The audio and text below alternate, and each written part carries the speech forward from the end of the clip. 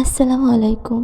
যেসব আপুরা বা যেসব বোনেরা টুকিটাকি বিজনেস করো বা প্রফেশনাল কোনো কাজের সাথে যুক্ত আছো, টুকটাক ইনকাম করো, আজকের ভিডিওটা তাদের জন্য।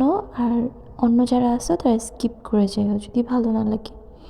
তো আমি তোমাদের কাছে একটা কোয়েশ্চেন করি, যে দেখা যায় যদি কেউ বিপদে পড়ে তখন 500 টাকা তাকে দিয়ে দেওয়া বা দান করে দেওয়া, আল্লাহর ওয়াস্তে দিয়ে দেওয়া কোনো ব্যাপার না। কিন্তু প্রফেশনাল একটা কাজের ক্ষেত্রে বা তোমার বিজনেসের ক্ষেত্রে তুমি কি কখনো 100-150 টাকা চাইবা যে এটা এমনি এমনি চলে যাক? সাপোজ তোমার কোনো একটা বিজনেসের প্রোডাক্ট হোক বা যে কোনো একটা জিনিস হোক, যদি তোমার কাছ থেকে কেউ বলে যে আমি পরে টাকা দিব, হুম, বলে গেল কাজের সময়, দেন তুমি তার কাছে যখন ফার্স্ট বার চাইলা, তখন বললো যে আচ্ছা আমি গিয়ে দিয়ে আসবো। আর সেকেন্ড টাইম যখন তুমি গেলা তখন বললো যে না আমি টাকাটা দিতে পারবো না। তখন তোমার কাছে কেমন লাগবে?